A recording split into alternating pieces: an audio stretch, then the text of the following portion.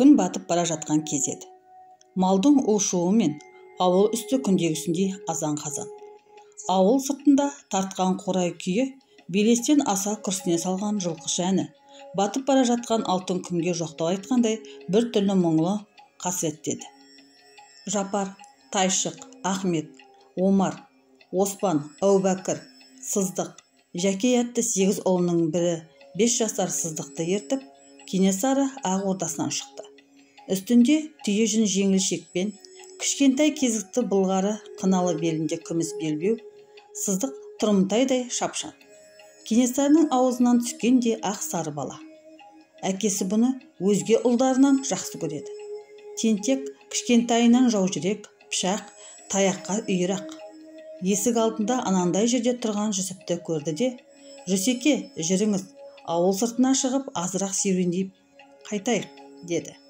Кенесары қой мініп ойнағысы келіп тұрған Сыздықтың білегінен ұстап жібермей: «Мақұл, жауға аттанғанда болмаса, Батырмұрат ауыл арасында Кенесарыны күзетпейтін. Мұндайда сұлтанды бақылаушы, күзетуші Қараүлек. Ол ауыл сыртына қарай кетіп бара жатқан ана үшеуді көрді де үн-түнсіз соңдарынан ерді. Кенесарының баласының білегінен ұстап жібермей келе жатқанын аңғарған Жүсіп, арт жақтарындағы бас жендетті көріп кенет абыржай қалды. Жүрегі аттай тулай жөнелді. Япырмай, мына жас баланың бір жазығы болмаса нетті? Қараүлек бостан-бос ермесе керек еді. Бұл үшеуі қарашығадай майлы топырақты сайдың жағасындағы бір адырдың үстіне кеп тоқтады. Кенесары кейінірек қалған Қараүлекті қолын бұлғап шақырып алды да, беліндегі күміс кездігін суырып, ұшын жоғары қаратып, «Мынаны ана жерге көм», деді. Құл айтқандай етіп алмас кездіктің ұшын ғана қылғитып тегіс топыраққа көмді. Кенесары енді баласына бұрылып: «Батыр болғың келе ме, Сыздық?» деді. Баланың жүзі жайнап кетті. «Наурызбай көкемнен де асқан батыр болам. Онда жүгіріп келіп, мына өткір кездіктің үстіне кеуден төсе қыла. Егер қорқпасаң, батыр боласың». Бала көзінде сәл сескенгендік бір сезім жақ етті де, заматта сөне қалды. «Кеудеме кіріп кетпей ме кездік? Батыр болар адам кеудеме кездік кіреді деп қорқа ма?» Сыздық теріс бұрылды да жүгіріп келетін жерге қарай жүре берді. Жүсіп терлеп кетті.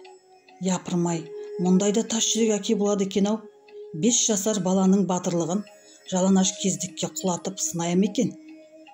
Жазым болса қайтеді? Жоқ, баланың көңілі дауаламас. Сыздықтың жүрісі сылбыр. Әлі жерден басын бір көтерместен кетіп барады.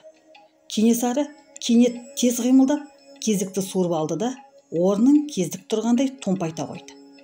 Жүсіп енді ғана «Уф» деп демін алды. Бәсе, неше бүгін тасбауыр болса да, әке деген көрер көзге өз баласын пышаққа жығар ма? Енді түсінікті. Әйтсе де балаға бұл үлкен сын екен. Әкенің қатыгез мінезін біледі. Расымен жүрегі дауалап кездікке құлар ма екен? Құламаса, әрине, Кенесарыға бұл баланың еш қадірі қалмайды. Ондай баланы ол балам деп санамауы мүмкін. Сұлтан тұқымы қасқыр тектес деп жүр, неге айтатынын енді ұқтым. Бұлар қатарларында тек күштілерін ғана сақтайды екен. «Жетеді, Сыздық», деді дауыстап Кенесары. «Кәне, жүгір». Бала дереу бұрылды да жүгіре жөнелді. Тоқтар емес, жайшылықта серіктермен жарысқандай ағып келеді. Жүсіп байқап тұр.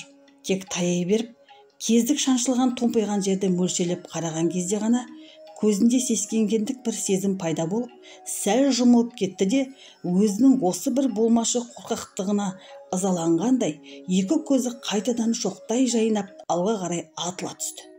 Сол жүгірген бетінен тоқтамастан томпайған жердің үстіне дәлме-дәл жетіп көкірегін төсе құлады. Құлағаны аз болғандай, бір-екі рет аунап-аунап жіберді де түрегелді.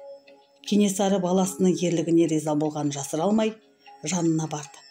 Бірақ сүйген жоқ, тек ұзын саусақтарымен маңдайынан бір-екі рет мәрте сипап, «Апаңа бара ғой», деді. Сыздық нағыз бір желден босанған құлындай ауылға қарай ойнақтай жүгіре жөнелді. Кенесарының ымына түсінген Қараүлекке енді ауылға қарай беттеді. Төбе басында тек сұлтан мен хатшысы ғана қалды. Жүсіп өзін өзі ұстай алмай: «Нағыз көкжал болады», деді зымырап жүгіріп бара жатқан сыздықтың соңынан қарап. Кенесары мырс етіп күліп жіберді. Неге күлдіңіз?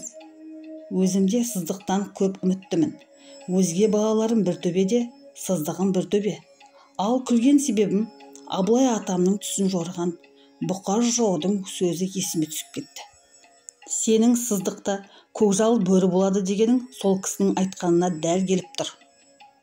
Жүсіп Иосиф Гербурт қазақ арасындағы сан алуан ертегі, ұлағатты сөздің көп екенін бұрыннан білетін және оларды құмарта тыңдайтын.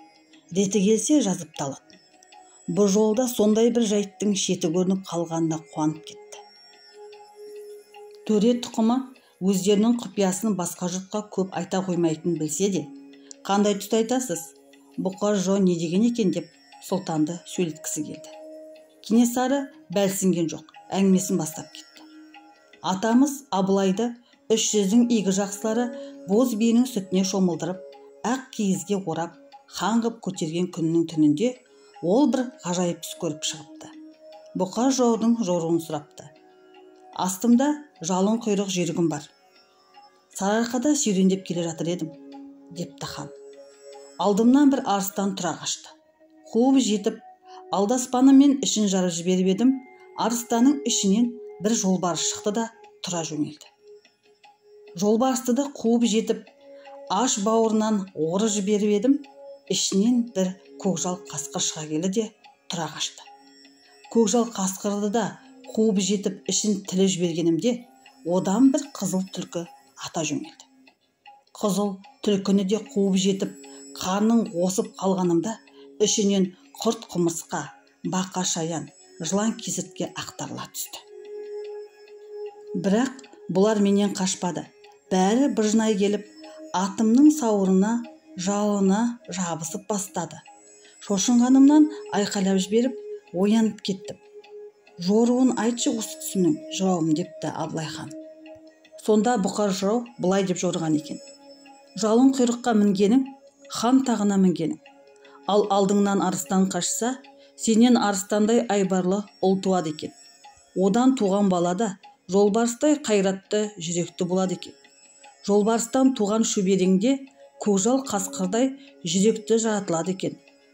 Ал көкжал қасқырдың баласы 4-ші ұрпағың қызыл түлкідей заманына қарай қу тәсіл қой келеді екен.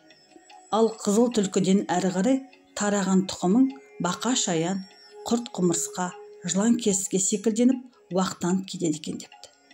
Егер Абылайдан туған арыстан менің әкем Қасым Төре болса, одан туған жолбарысты өзім десем, менен туған көкжал қасқыр әлгі сыздық емес пе?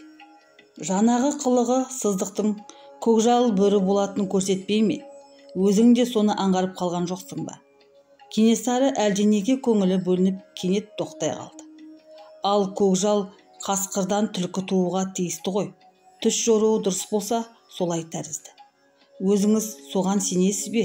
Деп сұрауға Жүсіптің батылы бармады. Ол әрине дәл осы минутте сыздықтан туған жүністің қызыл түлкідей қу келетінін қайдан білсін. Тек Бұқар жыраудың Абылай түсін әлгідей жорығанына таң қалуда еді. Түс жоруы дұрыс, Қасым Төре арыстан, одан туған Кенесары жолбарыс. Ал бұл жолбарыстан туған әлгі сыздық шын көкжал болғалы тұр. Одан кім туады? Шыныменен Бұқар жырау айтқандай күнін көру үшін заманына қарай бейімделген жалтарма бір қызыл түлкі дүниеге келер ме екен? Жүсіптің ойын тағы Кенесары бұзып жіберді.